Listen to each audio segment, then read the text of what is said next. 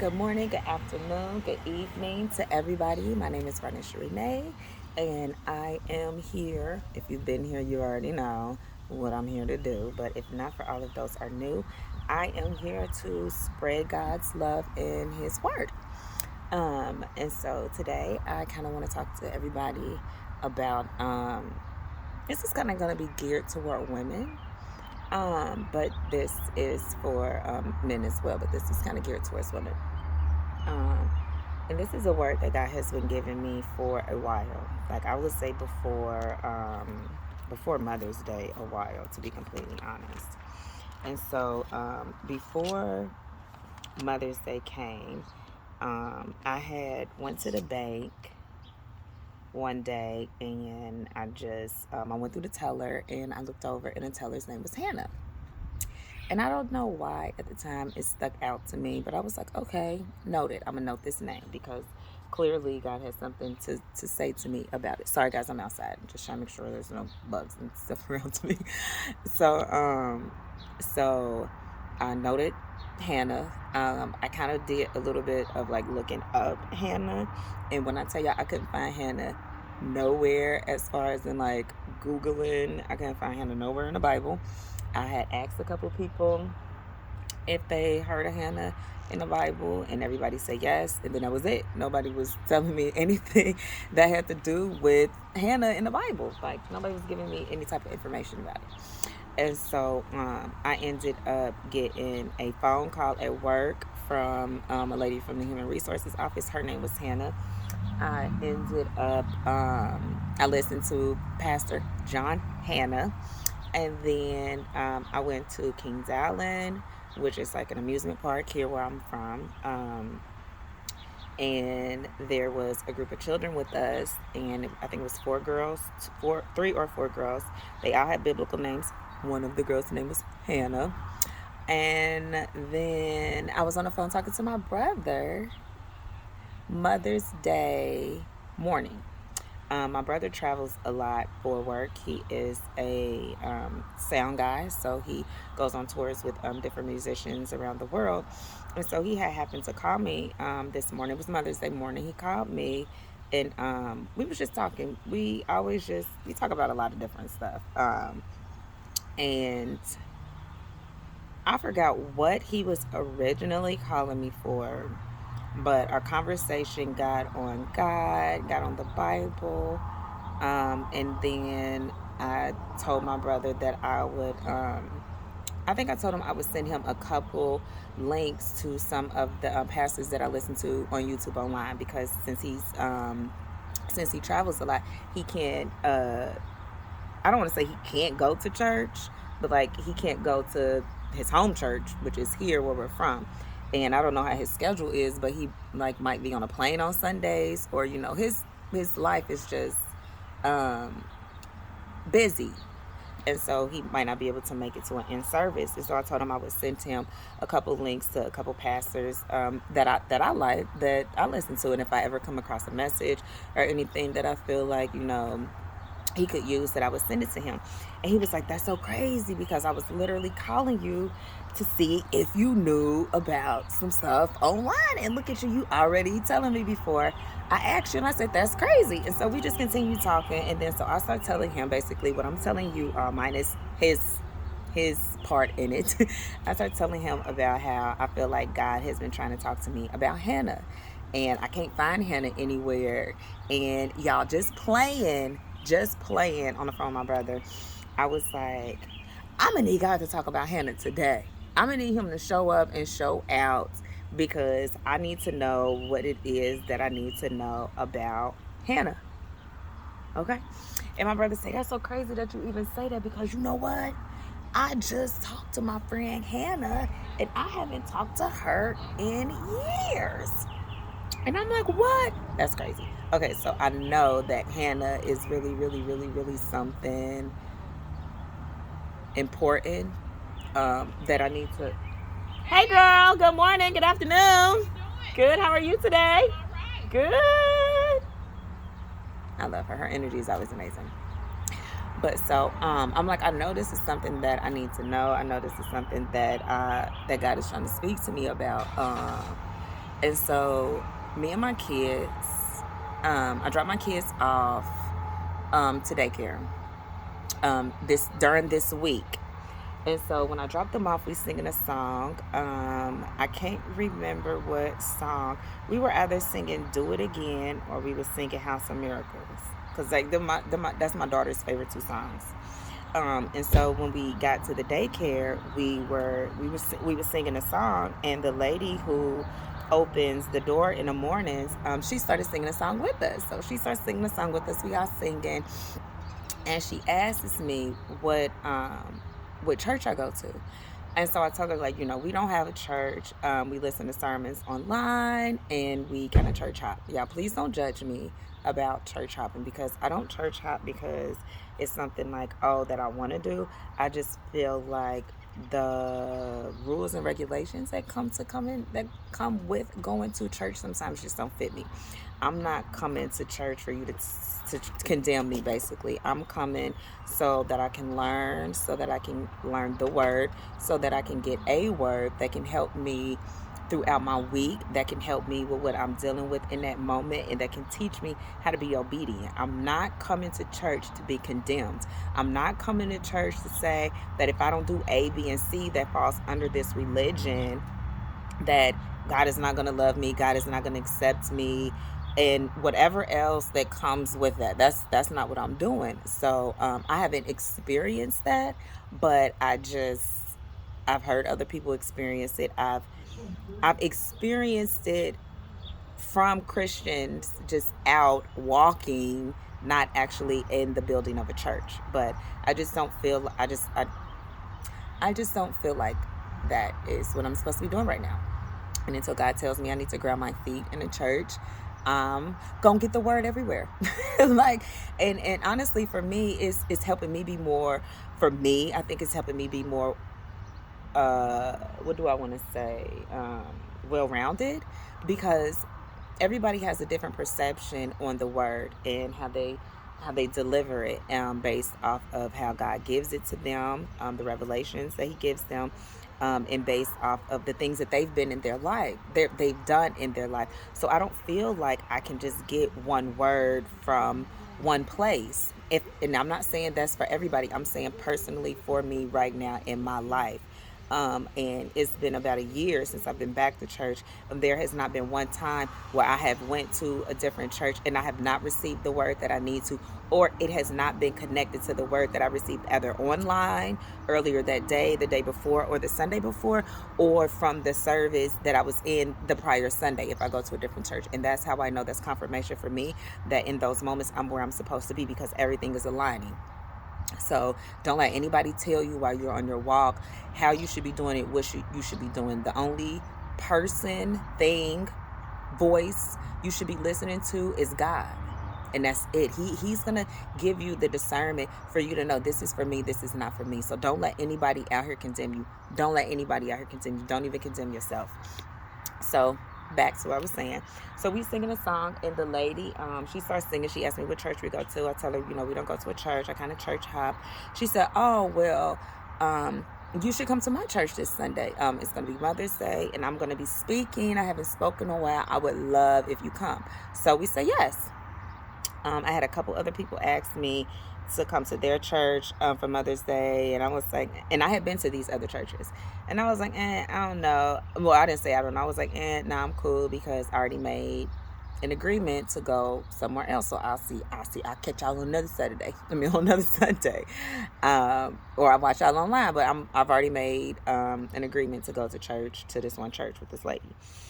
So I haven't really spoken too much about me and my mother's relationship yet, because God is still moving, and I don't want to mess up anything that He is doing right now. But a light touch on it is that my mom ended up going to church with me, and we haven't, not presently speaking, but we just haven't had the best relationship.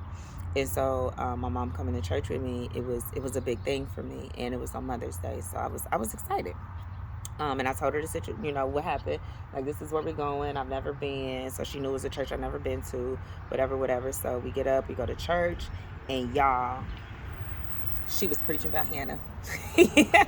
Like, y'all, when I say she was preaching about Hannah, it was such a beautiful sermon.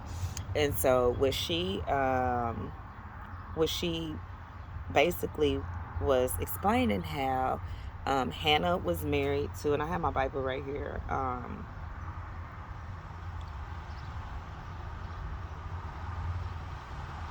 And he had, and so Hannah was married to a man, and I'm not for sure how to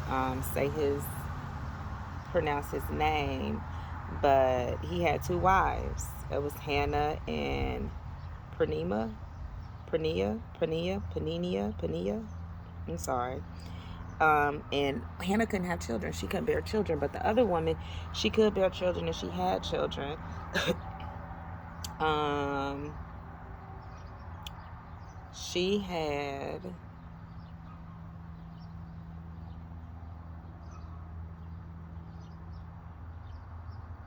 I think she had 3 children.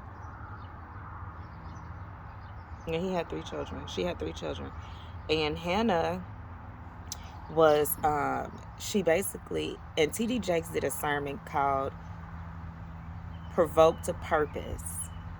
And I recently just heard this, so you all should listen to that too. He also touched on the book of Solomon, Samuel, the book of Samuel, because that's where Hannah is in the first book of Samuel. And so basically what she spoke about was how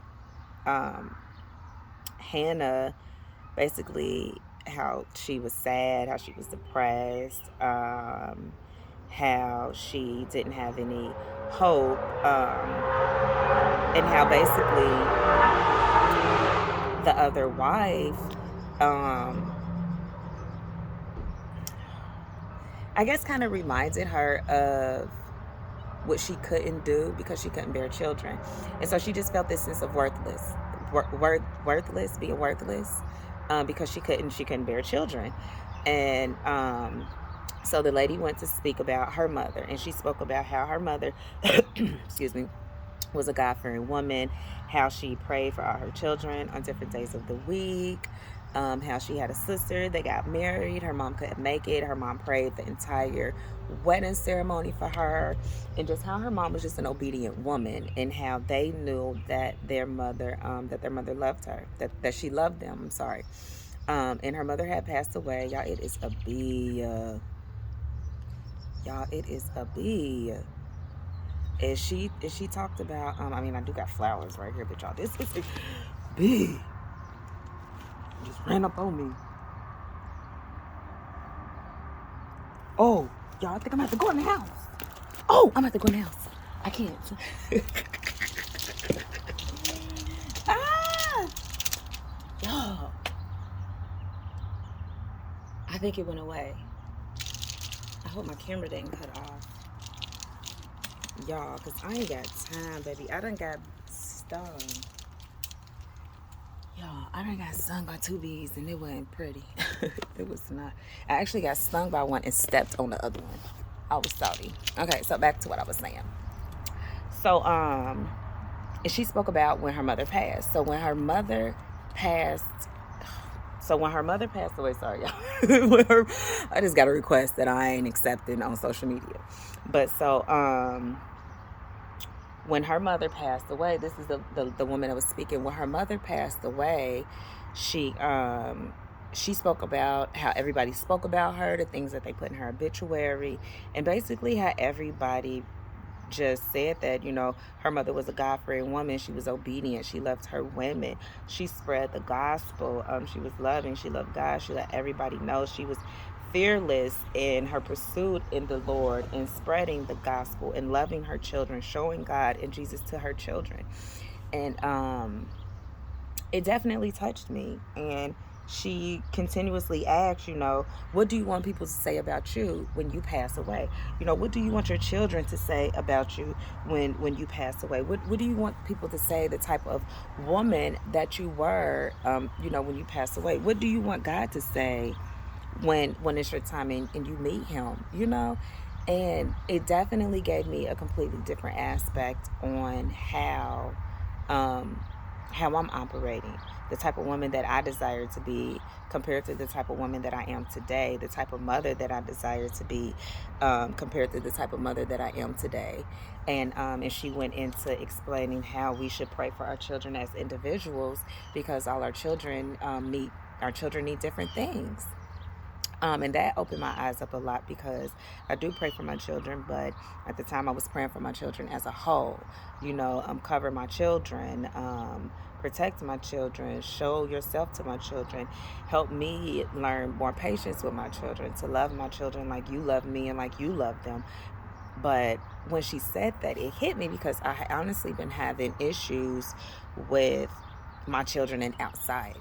The other children that they play with, the things that the other children are exposed to, the language that the other children have, and it spilling over into my children, to where I was honestly getting frustrated. Even within that week, extremely frustrated, to where, like, am I going to have to keep my kids in the house?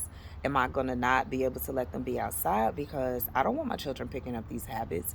I don't want my children talking like this. I don't want my daughter moving like this. I want my children to stay children. I don't want my children to be adults. I don't want them growing up.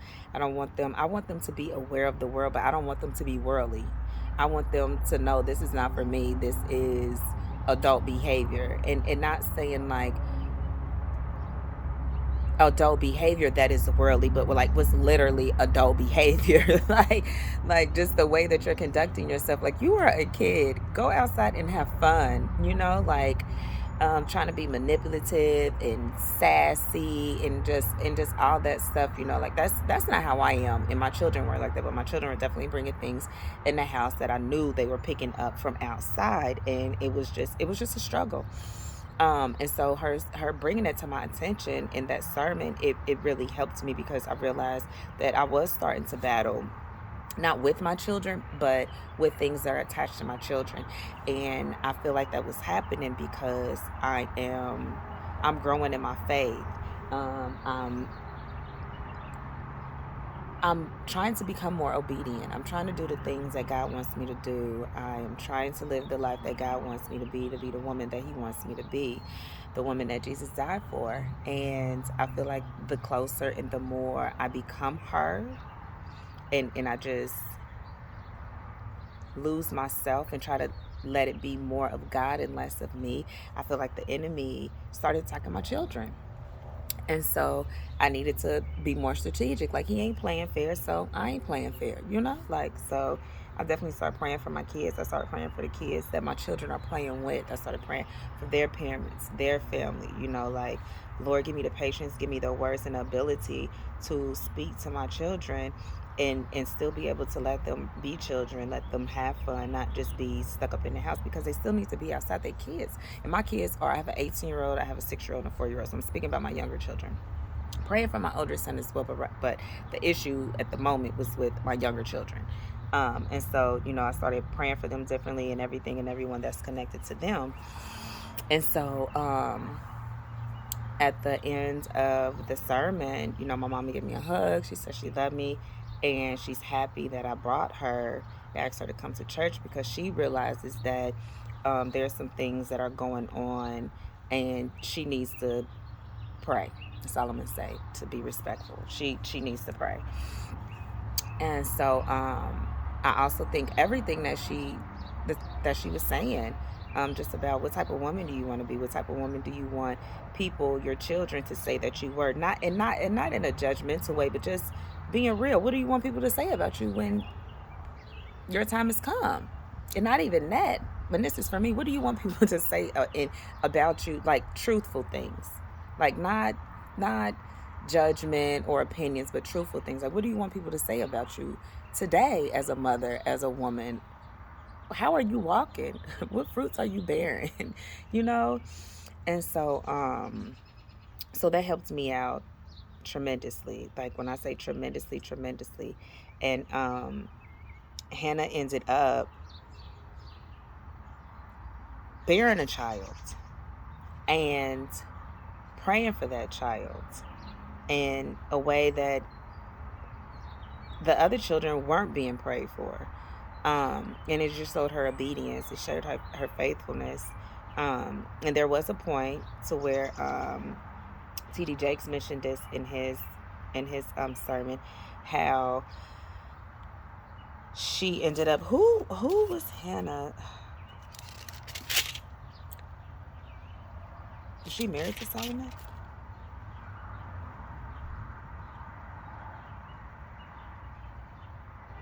Solomon is her son. I mean, Samuel is her son. I can't think of who she was married to. But basically, what he brought up was complacent. That at some point during Hannah's walk, she became complacent. She became, yeah, or she practiced complacent. I'm not really know how to. Oh, these bugs, y'all. I really don't know how to say that because I'm just now hearing the word in his sermon. But when he's, oh my gosh, sorry y'all, it's a spider trying to get in my house. Look at all of this going on. Sorry y'all. And I'm not editing this video because I done already started over 3 times, so y'all gonna get this word. So what he was saying was how her husband loved her so much, like that, like basically she would be she would be sad and in her feelings, and like one of the scripts is like he gave her double portion just because of who she was. And not to say that is or that isn't a fine and dandy, but we shouldn't be in a place to where people are just pouring into us just because of who we are. Going to people looking for them to fill in voids that they can't fill, that we need to go to God about, because they can't. And the more our loved ones, our friends, family, they do this, it kind of like slows us down in a sense. It keeps us I guess in a victim position, you know, like, why me, God? Why me, God? And so we have to make sure that we aren't putting the people who we love in those positions. We have to make sure that we're not going to them for the answers that we need to be seeking from the Lord. We need to make sure that we are not asking the why me's in a negative, and maybe asking God, what can I do to be more prepared for the things in which you've placed on my heart and that I desire? Show me where I need to be healed, where I need to be filled. Show me where I need the discipline. Show me what it is that I need. Educate me, Father, so that I could sustain the blessing after you give it to me. And so, yeah, that's basically what I got out of Hannah. And so, something else that had been brought to my attention is in Esther. God had, and this is out the Living Bible, on April 11th at 12:12 a.m. I woke up, and I listened to Pastor Stephen from the Elevation Church, and he has spoke about how he had a large text Bible. And so I got this Living Bible, and I hadn't opened it, and it made me like open it to see if it was a large text Bible. And when I opened it, and we was in Esther. And so I've already read some of Esther, and what I have been getting out of Esther from listening to everybody else talk about Esther is just that Esther was another woman who did not feel she was worthy, and she ended up marrying a king. That's basically the gist of what I get. Her being obedient got her to be married to a king. Well, I'm reading it, and there was a king, and he was married to Queen Vashti, and there was a celebration going on, and he had called for the queen to come, and basically the queen refused to come. This upset the king. The king didn't know what to do, and I don't know if this makes a big I don't know why I feel drawn to say this, but he was drunk. They said he was drunk in the script, and so he didn't know what to do because she didn't want to come. So basically he went to his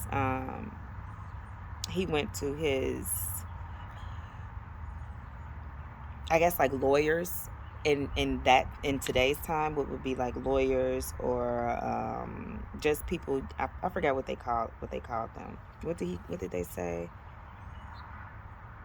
Yep, that's what it said. Queen Vashti refused to come. The king was furious, but first consulted his lawyers, for he did nothing without their advice. They were men of wisdom who knew the temper of the times as well as the Persian law and the justice, and the king trusted their judgment. And then they listed their names. And so he went to them. He asked them. He said, "What should we do about this situation?" He asked them, "What penalty does the law provide for a queen who refuses to obey a king's orders, properly sent through his aides?" And so they said that Queen Vashti was wrong. Not only the king, but every official and citizen of your empire. For the women everywhere will begin to disobey their husbands when they learn what Queen Vashti has done. And so what I got of this is like, oh my gosh. This is kind of like what's going on in today's times. like, and I'm not laughing, but like this was my own revelation. This is what's going on in today's times. Women are on social media advocating for other women and how they should be when it comes to relationships, what women should and shouldn't be doing when it comes to being submissive to their husbands, not boyfriends, not guy friends, not sneaky links, not anything else but your husband. And women are telling other women how they should be, what they shouldn't be. Why are you cooking for that man? Why are you washing for that man? Why are you doing all of these things? They're basically shaming these women for doing what they want to do in their household, in their marriage, what they're supposed to be doing in their household, in their marriage for their husbands. I'm not saying go around and be a slave for anybody, but I do think there is a order that God has set up, and somewhere along the line, women want to like move up, and we have a position. I'm not saying you're not worthy, but we have everybody and everything has a position. Trees have positions, birds have positions, women, men have positions. Like we all have positions and roles that we're supposed to play in order for the kingdom to be successful and work accordingly to how God has created it. And then we get all in our flesh and our feelings and our emotions based off of trauma, based off of opinions, and we just start advocating for other people what we should and what we shouldn't do, when all we need to do is advocate the word that's in the Bible, and that's it. And if you follow the word, if we follow the word and follow the Bible, I don't want to say everything would be okay, but it wouldn't be this much confusion on the position you're supposed to play and where you're supposed to be.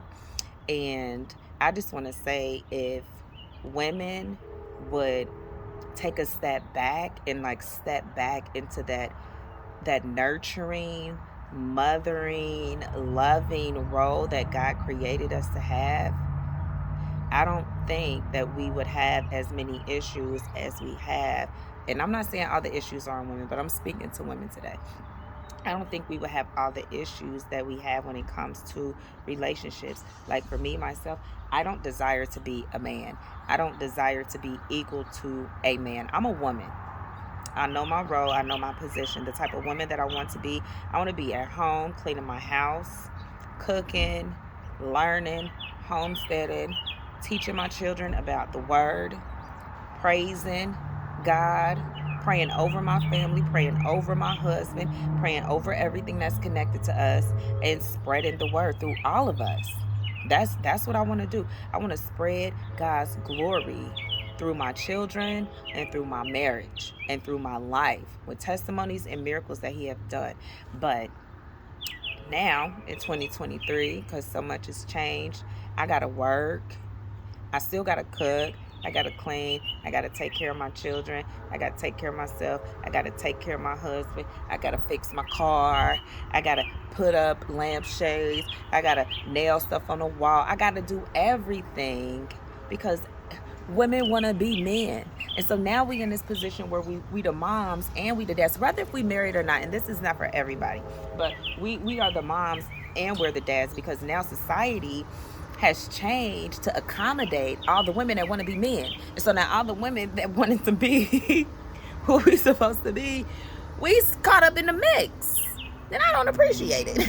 Like, I don't appreciate it at all, honey. Because you know what happens is just example, and this is my opinion, you know, mom, wife, you're out in the world, you're doing what you're doing, and this can cause you stress. You could be working at a job that doesn't appreciate you, so you're stressed. You could be working at a job that's not paying you enough money to take care of your family. You can't see your family. You can't talk to your family. You can't spend time with your family because you're spending 40 plus hours somewhere else where you're unappreciated. Then you come home, and your husband comes home. He has the same energy, but you can't even nurture him. You can't even pour into him because you guys are on the same level of frustration and exhaustion. So, how you doing? So, it just makes me think that if women weren't out here trying to be men, how much more welcoming and loving would we be when our men come home from work? He could have food cooked. He could have bath ran. He could have someone opening the door, welcome him with hugs, love, and praise. How was your day? I'm happy you made it home safe. Is there anything that I can do to help you unwind? But no, your man come home and we angry. We fussing about our day. He ain't got time to fuss about his day. And I'm not going to say where that can go, but that goes into other things. So I think as women of God, we have to remember our position, and we have to go back to the word and how we're supposed to be conducting ourselves, what we're supposed to be doing. So we're going to move forward. So the officials, they said that we suggest that the subject to your agreement is you issue a royal edict. I don't know how to say that. I'm sorry. It's edict, a law of the Medes and the Persians that can never be changed, that Queen Vashti be forever banished from your presence, and that you choose another queen more worthy than she is. You see that? Did you hear that? They banished Queen Vashti forever from his presence, and for him to go pick somebody more worthy because she denied him when he asked for her to come. When you declare this public, when this decree is published throughout your great kingdom, husbands everywhere, whatever their rank, will be respected by their wives.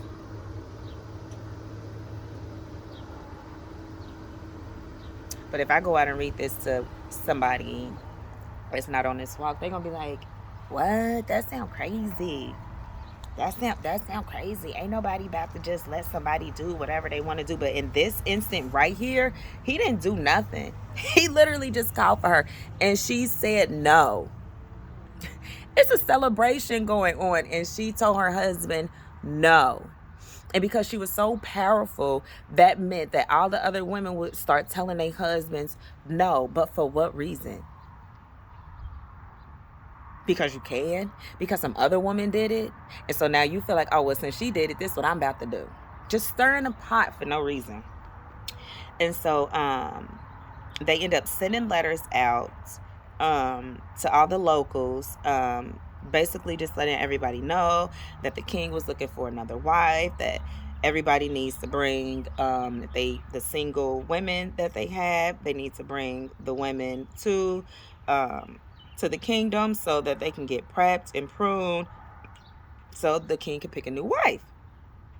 So there was a man named Mordecai, and Mordecai was the son of, I think it's Jair. He was a Benjamite, and he had been captured in Jerusalem.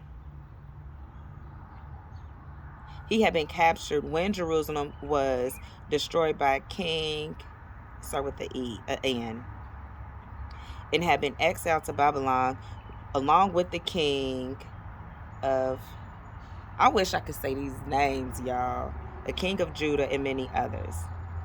Well, Mordecai had a beautiful cousin Her name was Hadassah. That's what I think how you say it, Hadassah or Esther, whose father and mother were dead and whom he had adopted. And so he took Esther to the kingdom with the rest of the girls. And Haggai was responsible for the Harlem, and which is where all the women were, and he was very impressed with her, and he did his best to keep her happy. He ordered a special menu for her, favored her for the beauty treatments, gave her 7 girls from the palace as her maids, and gave her the most luxurious apartment in the Harlem. Esther hadn't told anyone that she was a Jew, for Mordecai told her not to, because if everyone knew that she was a Jew, they wouldn't accept her. They probably would have killed her. Like, what are you doing here? You're not supposed to be here. But as you can see, people were already favoring her beauty. And so the girls were instructed to take beauty treatments with oil of myrrh, and they were followed with 6 months of special perfumes and ointments. When she spent the night with him, she was given her choice of clothing and jewelry she wished to enhance her beauty. So I'm going to move down to Esther 3:16. So Esther had been taken to the palace January of the 7th year of his reign. Well, the king loved Esther more than any of the other girls. He was so delighted with her that he sent the royal crown on her hair and declared that she would be queen instead of Queen Vashti. So Vashti was gone. So they had a celebration. Esther still hadn't told anyone that she was Jew, but there was a man, Haman. He was appointed the prime minister by the king, and he had an issue with Mordecai because every time he seen Mordecai, every time he passed Mordecai didn't bow to him. And he became very furious with this, like, why is he not bowing to me? And so he asked him, let me see if I can find it.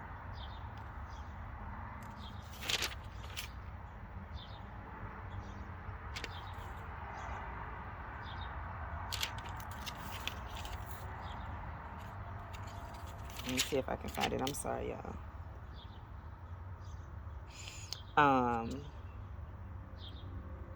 Haman said, okay,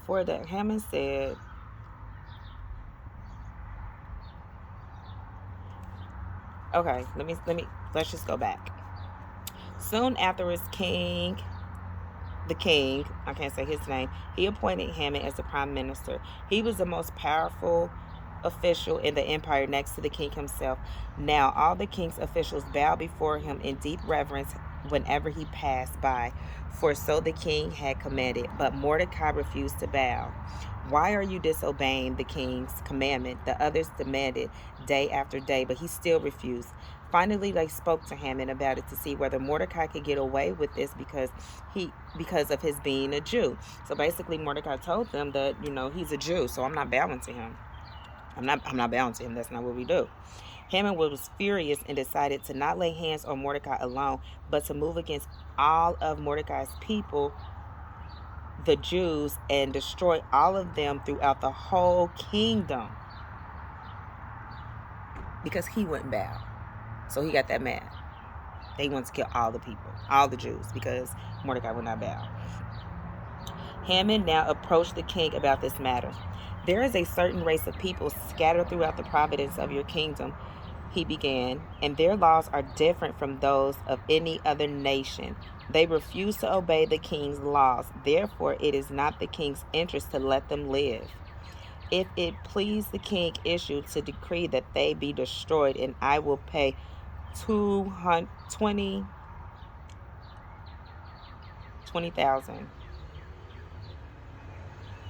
I don't know. I don't know, guys. I think it's like 100,000. I don't know. It's a lot. You got 2 commas. Into the royal treasury for the expenses involved in this purge. The king agreed, confirming his decision by removing his ring from his finger and giving it to Haman, telling him, "Keep the money, but go ahead and do as you like with these people, whatever you think is best." So Mordecai heard about this. Mordecai sent a letter with through some messengers to give the letter to Esther. Mordecai gave a copy of the king's decree dooming all Jews and told him to show it to Esther and to tell her what is happening and that she should go to the king and plead. Esther told Hackach to go back and to tell Mordecai, "All the world knows that anyone, whether man or woman, who goes into the king's inner court without his summons is doomed to die unless the king holds out his gold scepter, and the king has not called for me to come into for more than a month." So that was basically her saying, no, like, I'm not about to take this letter to him. Like, you want me to die? I'm not about to take this letter to him. So Mordecai's reply to Esther was, now y'all listen, this is where it got me. This is where I had revelation. "Do you think you will escape there in the palace with all other Jews when all other Jews are killed? If you keep quiet at a time like this, God will deliver the Jews for some other source, but you and your relatives will die. What's more, who can say but that God has brought you into a place for such a time as this?" Did you hear that? God has brought you into a place such a time as this. And the revelation I got from that is, she was a Jew, but she was already queen, and everybody thought so highly of her. So due to the fact that they thought so highly of her and she was already queen, that kind of gave her some pull, that kind of gave her some wiggle room with something to work with. It gave her a voice, but she still wasn't connecting with who she was, because she said, "I will be doomed, for he has not called me in more than a month." So I hear what you're saying, but I'm not trying to die. Like, I'm not trying to die for this. Not, it don't matter what I say. Regardless if I was a Jew or not, he hasn't called me and I have to obey. And Mordecai said no. So 3 days later, Esther put on her royal robes and entered into the court just beyond the royal hall.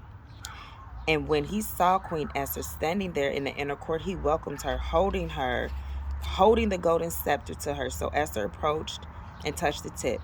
Then she asked him, "What do you wish, Queen Esther?" That's what he asked her. "What is your request? I will give it to you, even if it's half the kingdom." See, that shows how much he thought about her. "What do you want? I'll give you half of my kingdom." So Mordecai already knew her value and that she can make this shift in the king's heart, but she wasn't aware. But this was kind of confirmation. "I will give you half of my kingdom." Esther replied, "If it please your majesty, I want you and Haman to come to a banquet I have prepared for you today." The king turned to his aides. "Tell Haman to hurry," he said. So the king and Haman came to Esther's banquet. During the wine course, the king said to Esther, "Now tell me what you really want, and I will give you what you want, even if it's half of my kingdom." Esther replied, "My request, my deepest wish, is that if your majesty loves me and wants to grant my request, that you can come again with Haman tomorrow to the banquet I shall prepare for you, and tomorrow I explain what this is." What a happy man was Haman as he left the banquet. When he saw Mordecai there at the gate, not standing or trembling before him, he was furious. He was mad because they had just decreed that they was about to kill all the Jews, and here he is. Mordecai's still not bothered. He's still not, worrying about anything. And so, what a happy man Haman was when he left the banquet. When he saw Mordecai, he was furious. However, he restrained himself, went home, and gathered together his friends, and Zeresh and his wife, and boasted to them about his wealth, his many children, and promotions the king had given him, and how he had become the greatest man to the kingdom next to the king himself. Then he delivered his punchline, yes. And Esther the queen invited only me and the king himself to the banquet she should prepare for us tomorrow. We are invited again. Not knowing she about to flip the whole script on him. He's so geeky out here boasting, and we're not supposed to be boastful. We're not supposed to be prideful. But here he is out and about being boastful, being prideful, at the fact that he got voted. He got asked to come into the kingdom. That he got asked to come to dinner with the king and with Queen Esther, not knowing that she's about to switch the game up, like I said. And so he took his wife and his friends to get ready to 7-foot high gallons, and in the morning asked the king to let him hang Mordecai on it. And when this was done, you can go to your merry way with the king to the banquet. This pleased Haman immensely, and he ordered the gallons built.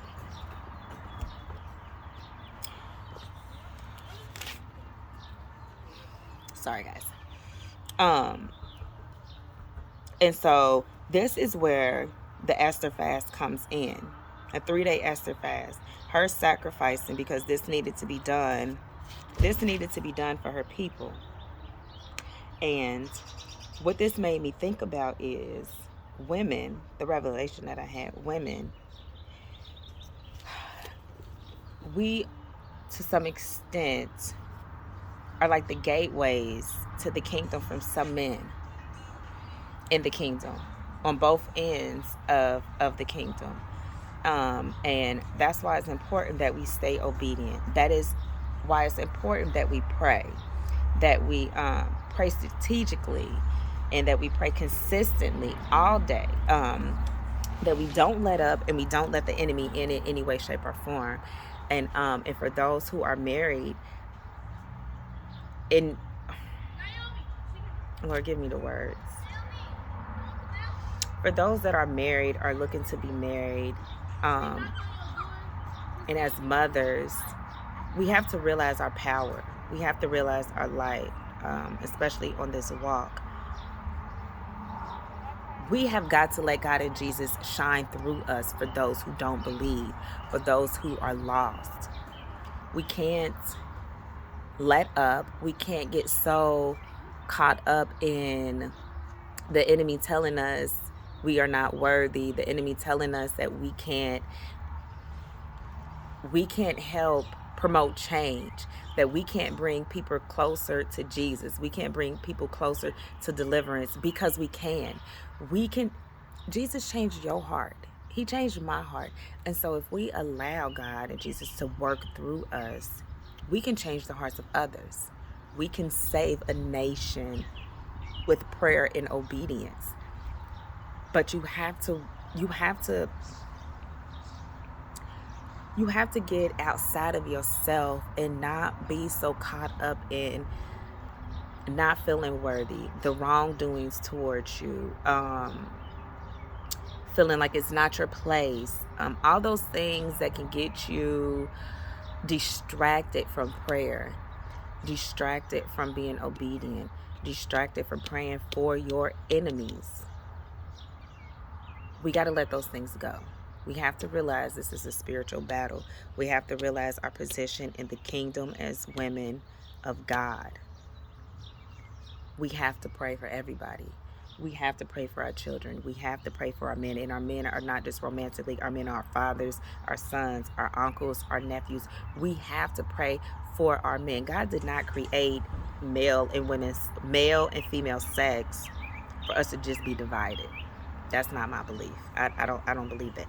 I don't think that we need, like how we express a need for a man or a need for a woman, but I do feel like we need each other for the kingdom. I feel like God created us to build together in unity. That's what I want to say. We don't need a man or need a woman, but what we need is unity. Women, we can't do it all, and men can't do it all. And I feel like everything that's been keeping us divided has been proven facts. You know, my heart genuinely goes out to men, because if you look around the world right now, and I could be wrong because I'm a woman, but I don't feel like there's I don't feel like there's as many outreaches for men. I don't feel like there's those many resources for men, that many help groups for men. I don't feel like social media is promoting men's mental health. I feel like the agenda right now is women and how women can be independent, how we don't need anyone but a sisterhood, how we don't need anything but ourselves, how we need to date ourselves, how we need to love ourselves, how we need to spend time in isolation, just all these things that to a certain extent are good, because I've done some of those things. But you need God, you need Jesus, you need the word, and we need each other to a certain extent. We need the God-fearing people that God has placed on this world to come into our lives, and vice versa for us. What good are we doing if we are not spreading the love of Jesus and God amongst everyone? I'm not saying be a fool. I'm not saying be a floor mat, but still spreading it, spreading the love, the grace, the compassion, the empathy, the word. You know, there's so many people that desire to have that connection with God, that desire to want to believe in Jesus, but there are people out here who are promoting they are Christians. They are walking by faith and not by sight, but will turn a shoulder in half a second as soon as they see somebody who is less than of what they think they should be doing. God did not send Jesus down here to turn his back on anybody. So why do you think he sent you here for? You really think he put his son up to this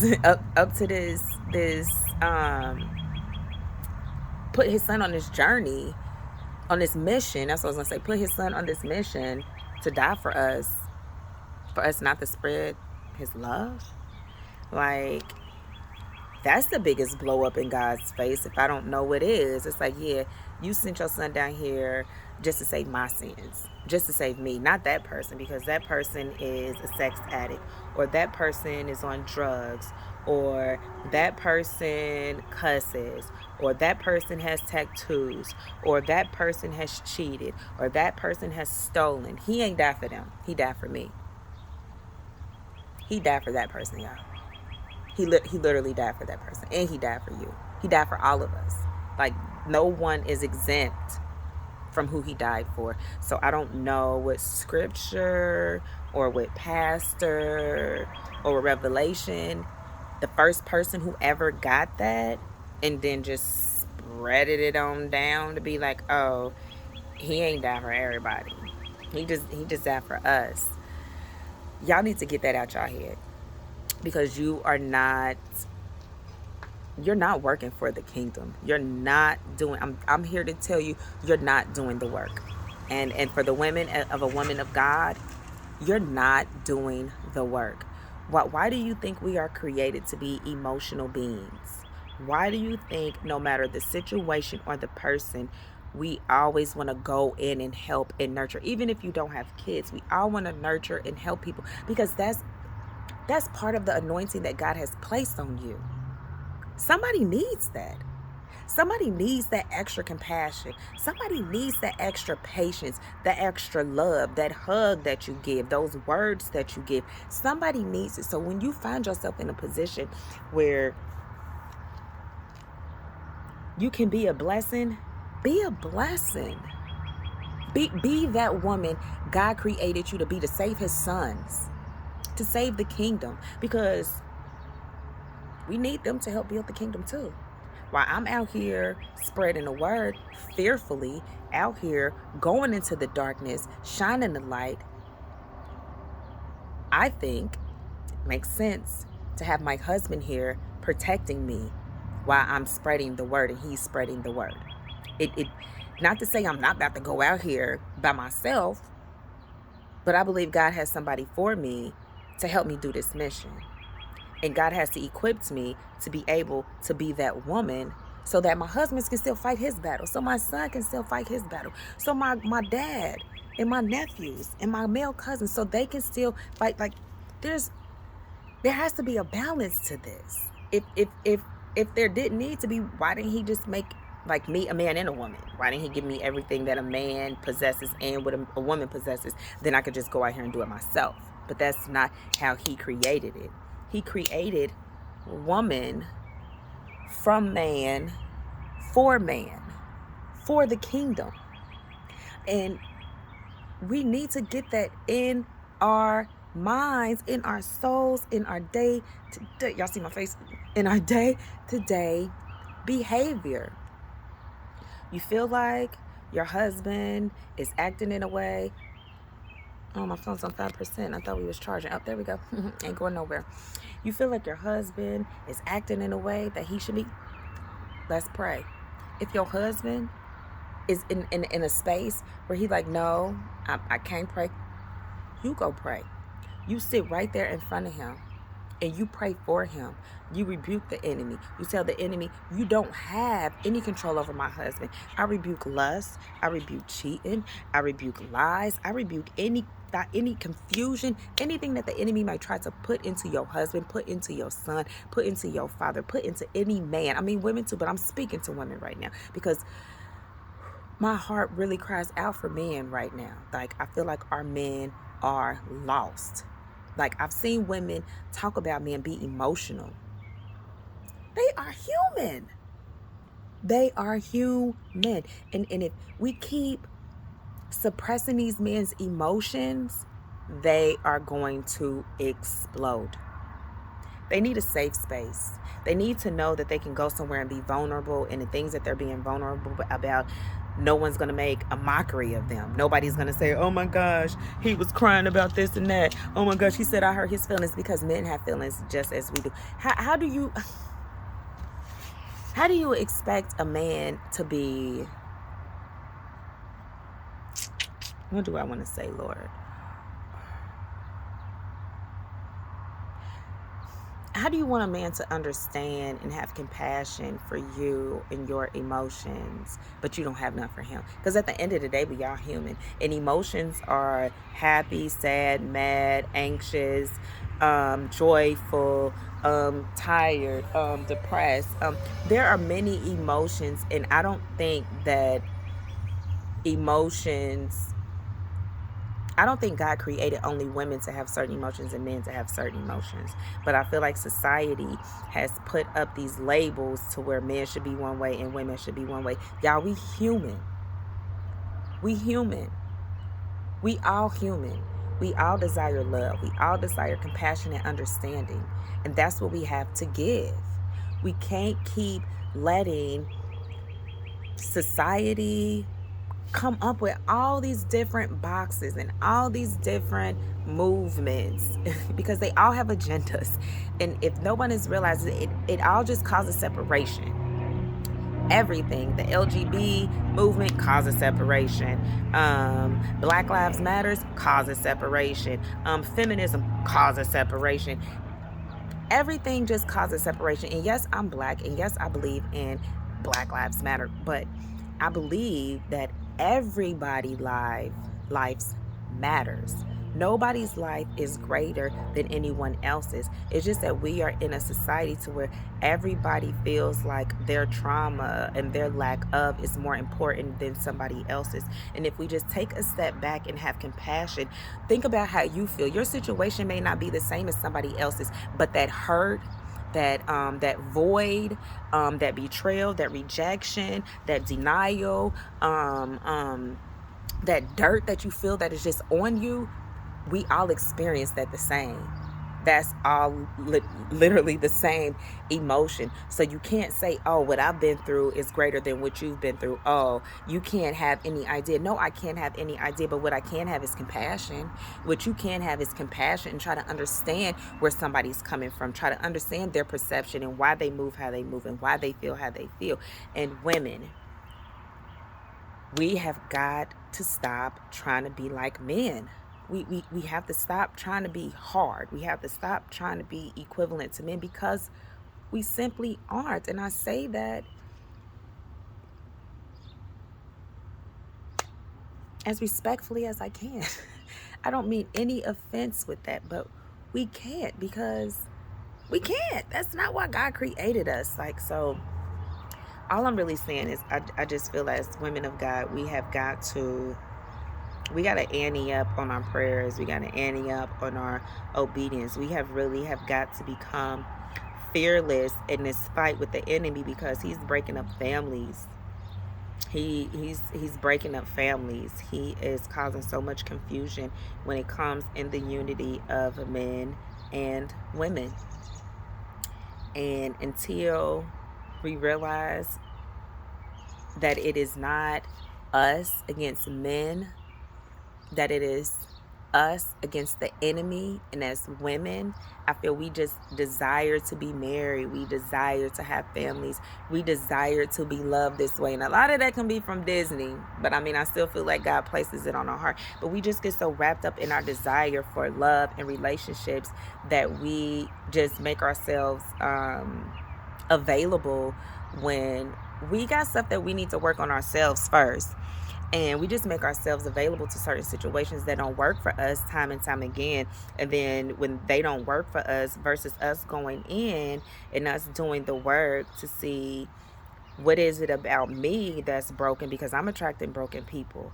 What is it about me that is keeping me in these positions that clearly aren't fruitful, clearly aren't sent from God? What do I need to do? We need to go to God and ask him, fill me, heal me, show me, build me, Father. Give me what it is that I need in order to be the person, the woman that you have sent me here to be, so I can bring people closer to you. And some of those people could be your husband, your son, your grandson, the little kids in the street, well, not the kids, but your son in the street that's out gang banging, your husband that's out in the streets cheating, your grandson that's in school acting crazy.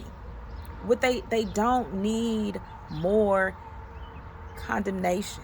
They don't need more fingers pointed at it. What they need is a safe space so they can figure themselves out, just like all these spaces are being created for women. I don't know what has happened to where it's just like men are just not important. But we desire men so much. But all men are this and all men are that. But what about women? What are we all? Are we all God-fearing women? Are we all out here praying? Are we all here spreading love, peace, and joy? Are we all spreading light? Are we all spreading awareness? Are we taking care of our children? Are we putting our children first? Are we taking care of our homes? What are we doing as women while we out here talking about everything that men are doing? Because I'm here to tell you, it's women that cheat, it's women that abuse men, it's women that steal, it's women that lie. Everything that you can say a man can do, I need everybody to be aware that women can do it. And let men tell it, women better at doing it. So you got to think about men who get married and get divorced because their wives was cheating. Not can they only not speak about it publicly, but who they gonna talk to heal about it?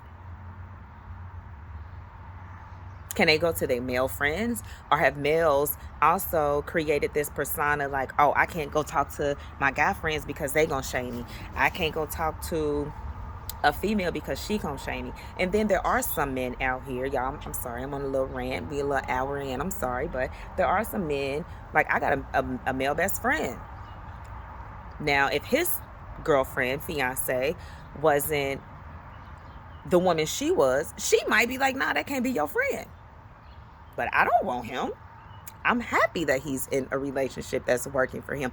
I'm happy he's changed his ways from when we were younger to where now he is on the right path, becoming the man he's supposed to be stepping into. That's good. And we're able to talk about that. And I'm able to be like, nah, I don't think you should do it. I don't think you should do it. And I've been like this since I was younger. Why you messing with all these girls? Why you treating her like that? Why you talking like that? But he was still his own person. But I was that friend to do that. And all the other girls, they would be upset and jealous that we was friends. But they not realizing, I'm trying to get him to do right by you. I'm trying to get him. I mean, we was too young to necessarily, do right or wrong. But like, I'm not one of those females who promote any wrongdoing. I don't do cheating. My female friends, I don't do cheating. You got some guy that's talking to you that like you. You need to stop that right now. You opening the door, because if your man was doing that, then you would be upset. I'm not that friend at all. whatsoever. Like, I'm not her. That's just not me. I think wrong is wrong, right is right. And I believe we should do unto others as we want done unto us, period. And so I think what I was saying was, I think that we need to create these spaces for men to be able to be vulnerable, for them to talk about being abused, possibly being molested, being taken advantage of, having money being taken away from them, being judged by their past, men who have sacrificed things for relationships for women, and the women just using and abusing them and then leaving them dry, and these men have to pick themselves back up, and they don't have any sense of what do I want to say, with support. Like, I've had a guy friend tell me, guys can't go to guys and be like, oh, I'm getting cheated on. Well, that's sad. Like, that is ridiculous to me, because there's no reason why anybody shouldn't be able to be like, hey, I'm going through a hard time. Regardless of what the hard time is, everybody should be able to have somebody or a circle of people in which you can go and be vulnerable, you being transparent with, and work through it and not be judged or mocked, because that is just foolishness. And I say this for any woman: if you have relationships like that, you need to end them. For any man that you have relationships like that, you need to end them. Those people do not have your best interest. People that are in relationships, if you have friends that are in relationships and you can't feel like y'all can talk and y'all can open up, those are not the relationships that you need. Everything is a unity. We cannot do this alone. We got to do it with God, with Jesus, and with God-fearing people. At the end of, and this is my opinion, this is how I feel at the end of the day. So I'm done. Basically, okay, before I leave. So I seen this post yesterday. I think it was yesterday on Facebook. And this guy said that he found out that his wife cheated. And in that moment, he was like, I'm over her. I'm not going to be with her. Like, I want to get a divorce. He was so angry, da da da da da da da. And then he said something just made him think about all the things that he's ever done to her. It wasn't cheating, but all the things that he's ever done to her that could have possibly made her feel how he is feeling in this moment. Because it's not always cheating in relationships or friendships. I'm going to say relationships because I'm saying cheating, but it's not always cheating that can cause a relationship to go sour. It could be multiple different things, not just cheating. And he said he thought about all the things that he's done to his wife, and how in any of those moments she could have felt exactly how he did and want a divorce. And in that moment, not necessarily he forgave her, but it humbled him to be more understanding and to go into the situation with a completely different approach, which could possibly save his marriage. Like, he didn't go into details, but that could possibly save his marriage. So I applaud that man for, one, being vulnerable, speaking on the fact that his wife cheated, and how he said he wanted to divorce, and then how he went back from that, and then how he acknowledged the things that he's done to his wife and how that could have made her feel the exact same way. And I hope that reaches a lot of men out here to not necessarily, take somebody back that's cheated you or wronged you. I hope it opens the eyes to everybody. I mean, even women, to open the eyes that, at any moment we can do something that could push somebody away and cause them, as far as in a marriage, to want to get a divorce, or somebody to just want to separate you, because everything affects us differently. You may think that, oh, well, all I did was yell at you, but you cheated. So what? When pain is inflicted, and it's not our job to change the perception of the pain that somebody is feeling. Our job is to have compassion and show empathy and love that person, and create a safe and vulnerable space for them to work through it, because that's what you would want.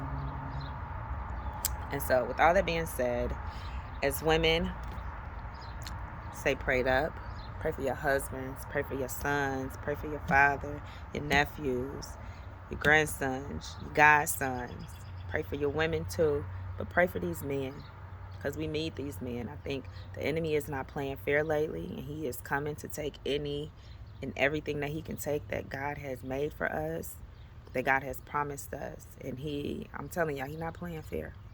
He's not playing fair. So keep everyone connected to you, the people that you know that are connected to you, the people that you don't know, the people who God has waiting for you to meet tomorrow or 10 years from now.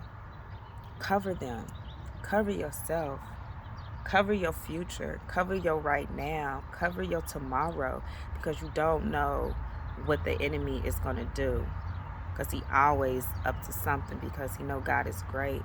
He know God is more than great. He know God created wonderful, beautiful, fearless people out here to spread his word.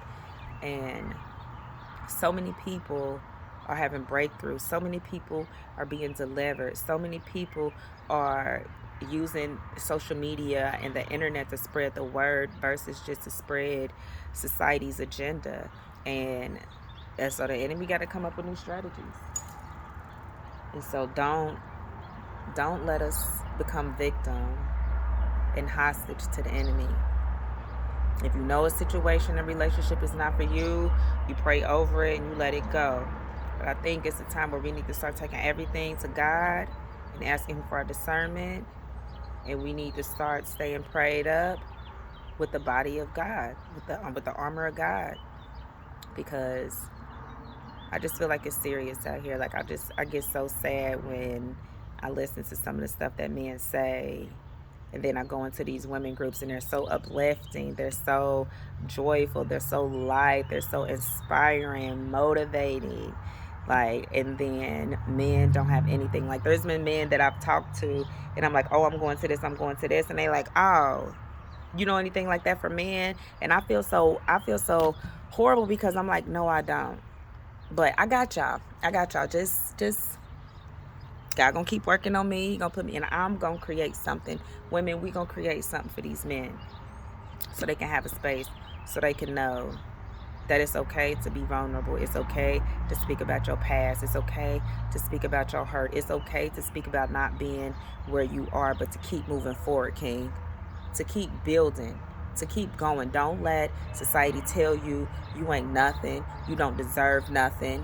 You just, all you good for is working and giving money. And I want men to get out of the mentality that you aren't worth anything but money. Because if you are around women and all you can do is spend your money to make them smile, to make them happy, get away from them. Because and I'm not saying this disrespectfully, but like a real woman, she gonna see more than just your money. That's gonna be the last thing she after. Like, the last thing she after. She's actually not going to be after anything. All she's going to want to do is embrace you, to pour into you, to create a safe space, to enjoy you as a person and what you bring into her life, and her to bring what she brings into your life. And then you guys build on top of that. But she ain't going to be coming and ask you to pay her bills, take care of her kids. If it's somebody that got kids, take her here, take her there. That's society saying what you should be doing.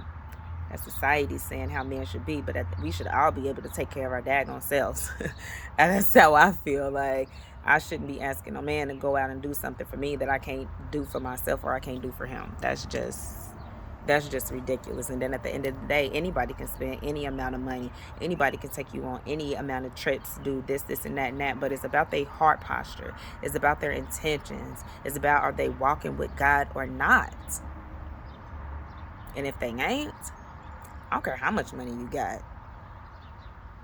If I can't sit and praise with you, if I can't sit and fight the enemy with you, and this is male or female, then I'm just cool on the whole relationship.